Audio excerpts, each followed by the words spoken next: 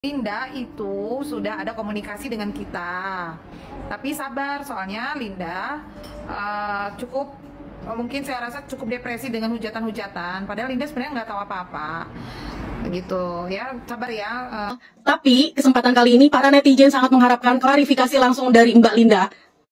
Apakah Mbak Linda sahabat dari almarhum Vina dan Eki? Mudah-mudahan video aku bisa sampai ke Mbak Linda ya. Peggy tersebut tidak dikenal oleh masyarakat karena yang bersangkutan itu tidak pernah hidup di desa Kepompongan. Jadi di luar, sejak kapan kota? Sejak kapan itu?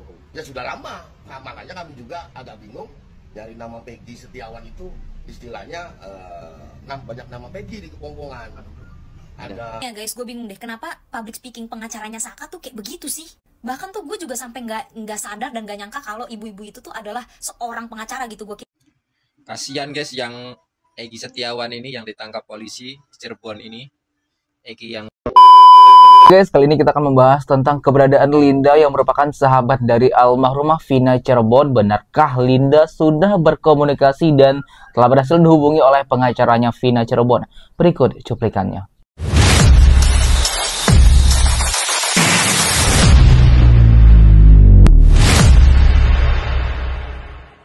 Linda itu sudah ada komunikasi dengan kita, tapi sabar soalnya Linda cukup mungkin saya rasa cukup depresi dengan hujatan-hujatan. Padahal Linda sebenarnya nggak tahu apa-apa, gitu ya. Sabar ya.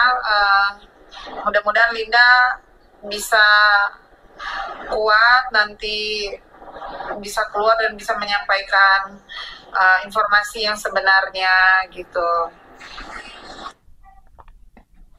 Yang jelas kita doakan Linda kuat menghadapi permasalahan.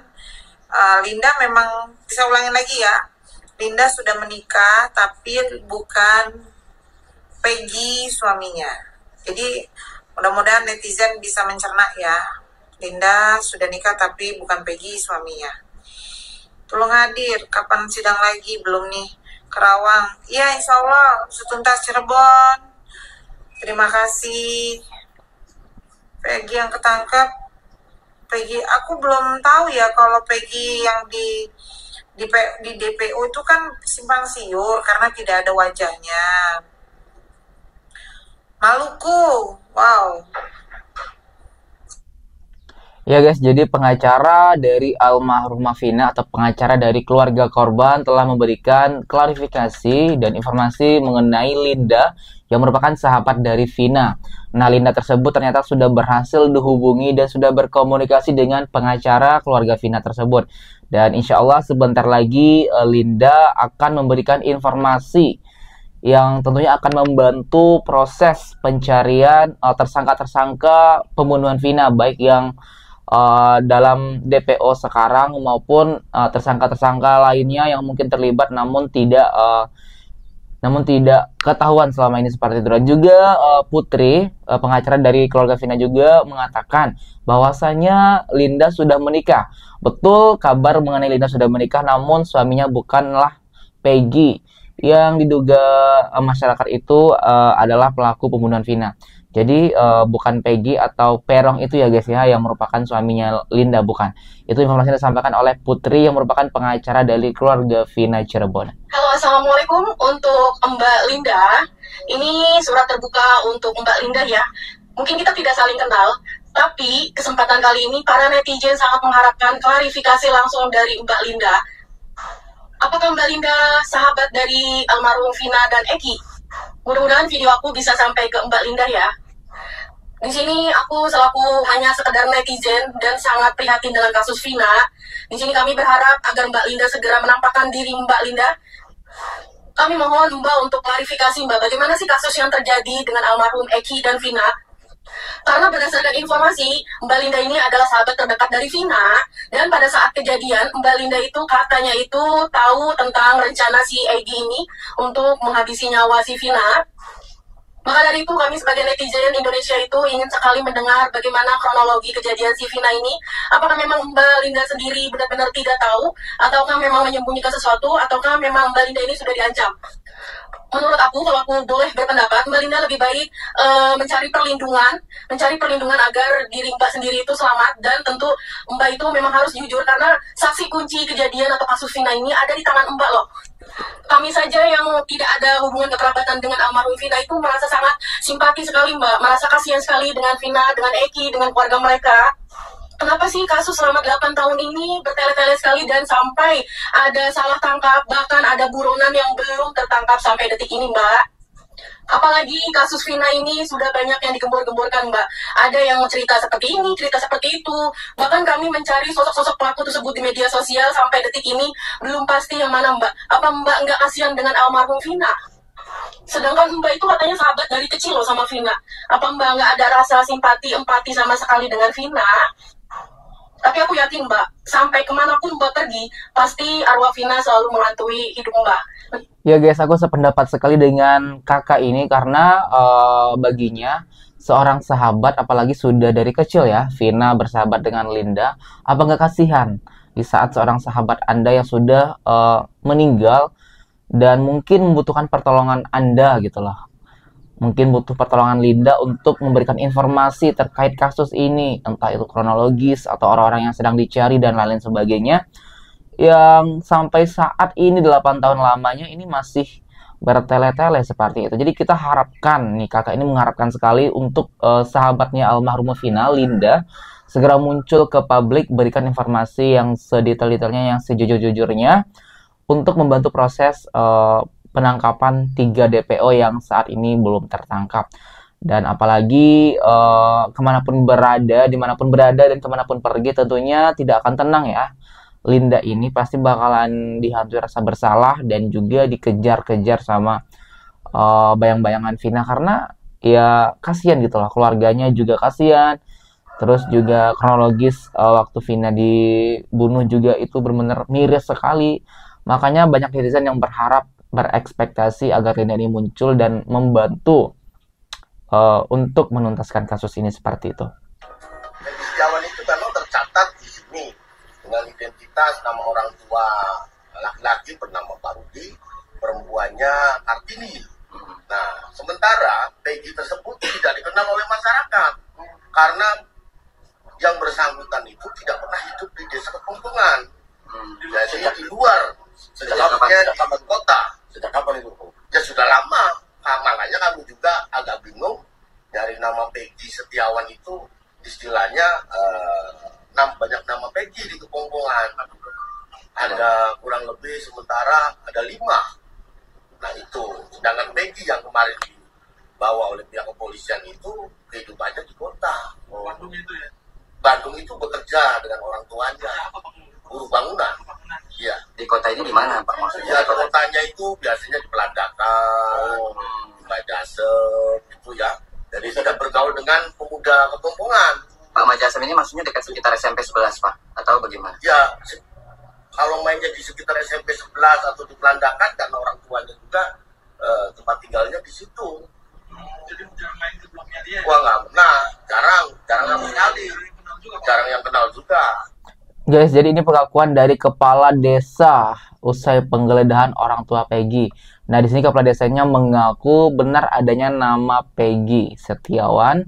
Namun, ya dia sudah lama di kota seperti itu. Bahkan banyak sekali tetangga-tetangga yang di sekitar rumahnya tidak kenal dengan Peggy tersebut. Walaupun memang ada atas nama Peggy di daerah setempat. Namun kemarin polisi yang menangkap Peggy atau Peron itu di Bandung disinyalir itu bukan Peggy yang sesungguhnya pelaku atau salah satu DPO dari 3 DPO yang sedang dicari, karena memang mungkin belum diinformasikan secara langsung wajah atau muka dari Peggy tersebut. Jadi ini masih menjadi tanda tanya dan menduga-duga seperti apa foto atau muka atau wajah asli Peggy yang ditangkap di Bandung tersebut. Ibu siapa namanya? Saya siapa? Kakak dari Prima Raisona yang di DPO atas nama Adi. DPO sama Adi. Padahal dia itu bukan anaknya bupati atau pejabat jabat apapun. Dan yang lagi viralnya lagi itu Peti Malaysia jalan-jalan seorang, padahal dia juga lagi jalan-jalan saat kejadian Vina itu dia itu lagi TKW di luar negeri di Malaysia. Jadi nggak tahu menahu masalah Vina, kejadian Vina nggak tahu menahu kenapa sekarang jadi sangkut pautnya sama adik saya. Jadi adik ibu memang bener ke Malaysia, Ke Malaysia, tapi bukan jalan-jalan anaknya bupati.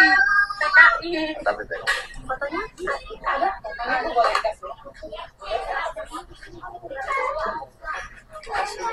Mengaku dia adalah kakak dari seorang Andi, namun dia menyangkal kalau keterlibatan Andi juga termasuk pelaku pembunuhan Vina, karena di saat kejadian aja adiknya sedang berada di Malaysia, jadi TKI seperti itu, jadi tidak mungkin menjadi pelaku pembunuhan Vina. Namun banyak juga netizen yang tidak percaya dan kayak karena masih benar-benar simpang siur guys beritanya. Jadi akan saja semoga yang benar, yang asli ketangkap semua, dan yang terlibat satupun tidak ada yang bisa bebas dan mengaburkan diri. Amin. Kasihan guys yang Egy Setiawan ini yang ditangkap polisi Cirebon ini. Egy yang Setiawan ini kan cuma tukang kuli bangunan. Jadi kata temennya ini dari SMP ini, Egy ini orangnya polos, gak nakal guys.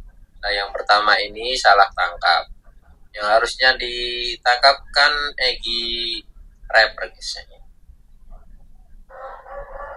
Kasihan. Ya guys, kalau memang Peggy atau Egy yang di Bandung kemarin ditangkap itu salah orang atau salah tangkap, ya betul, kasihan juga sih karena dia tidak tahu menahu tapi dia yang ditangkap. Lantas bagaimana dengan kekecewaan dan harapan netizen yang sangat-sangat antusias untuk segera menemukan 3 DPO tersebut, terutama Peggy atau Egy yang merupakan dalang dari kasus utama pembunuhan Vina. Kalau saat tangkap begini tentunya tidak teliti dong gitu loh. Bagaimana institusi polisi saat menangkap pelaku pembunuhan tersebut kalau bisa sampai salah tangkap seperti itu. Dan memang dari informasi yang beredar, profesi Peggy yang ditangkap ini adalah buruh bangunan di Bandung. Sedangkan sebelumnya viral juga berita kalau Peggy ini adalah anak seorang polisi atau bupati atau mantan bupati. Jadi memang seperti ada yang berbeda, namun kita tunggu saja kelanjutan kasusnya. Nanti kalau memang sudah benar-benar ditemukan orang yang asli, pelaku yang sebenar-benarnya, kita bakal mengetahui apakah benar kemarin itu salah tangkap atau tidak, seperti itu. Pengacara almarhumah Vina versus pengacaranya Saka. By the way, kalian tahu dong ini kasus apa? Ya betul, ini adalah kasus Vina yang belakangan ini tuh lagi rame banget gara-gara filmnya baru tayang. Siapa yang udah nonton, siapa yang belum nonton. Pertama-tama saya pribadi mau mengucapkan turut berbelasungkawa kepada keluarga almarhum dan almarhumah. Semoga keluarga yang ditinggalkan sekarang udah merasa lebih ikhlas dan lebih bisa menerima. Dan semoga almarhum dan almarhumah sudah ditempatkan di sisinya yang paling terbaik dan yang paling indah. Meskipun memang keadilan itu harus diusut dan tetap ditegakkan. Nih ya guys, gue bingung deh, kenapa public speaking pengacaranya Saka tuh kayak begitu sih? Bahkan tuh gue juga sampai nggak sadar dan nggak nyangka kalau ibu-ibu itu tuh adalah seorang pengacara gitu. Gue kira tuh dia itu adalah ibunya si Saka atau neneknya Saka atau ibu-ibu yang kemarin tuh nongol di demo itu. Lo tau gak sih kalian yang heboh tuh siapa sih? Itu bu siapa sih namanya, lupa gue. Lagian masa ya kali sih pengacara ngomongnya saya tidak suka diinterogasi, terus saya yang menjelaskan atau saya keluar. Lah bisa begitu? Kayak mana lah ini, macam mana pula kalau orang Jawa ngomongnya piye iki? Wes lah sakarep mumboh. Jadi kayak kelihatan ya guys, mana pengacara yang terlihat lebih pintar, pengacara yang bicaranya sopan. Gue bingung, ini tuh pengacara yang si emosian ini nih pengacara sesuai budget apa gimana gitu. Pengacaranya benar-benar barbar sekali ya guys, karena memang saat di debat tersebut pengacara dari Saka yang merupakan salah satu pelaku yang sudah dihukum 4 tahun dan sekarang sudah bebas ya, ini kasus Vina Cirebon, dan mempunyai pengacara seorang ibu-ibu yang sangat bisa dibilang emosional karena saat di debat, saat diinterogasi dia bilang saya tidak suka diinterogasi, saya lebih memilih mau menjelaskan atau saya keluar dari ruang debat ini, seperti itu. Tentunya ini banyak menjadi pro dan kontra ya guys, karena memang kasus ini sedang diperhatikan, sedang diikuti banyak orang, dan Saka mempunyai pengacara yang sampai saat ini masih teguh pendirian bahwasanya dia mengatakan tidak ada terjadinya pembunuhan dan Saka tidak bersalah. gas, kalau tidak bersalah kenapa dihukum sudah sampai 4 tahun lamanya? Dan dia mengaku loh awalnya. Kenapa kalau memang tidak bersalah, kenapa mengaku? Dan juga yang saat memeriksa juga bukan hanya institusi polisi, tapi melibatkan pengadilan. Oke guys, sebelum aku menutup video ini, bagaimana tanggapan kalian melihat kasus Vina Cirebon yang sampai saat ini belum dituntaskan dan masih dalam pencarian 3 DPO pelaku pembunuhan Vina? Berikan komentar dan tanggapannya sebanyak-banyaknya di bawah ini. Kami dari YouTube Biasa TV ucapkan terima kasih dan sampai jumpa.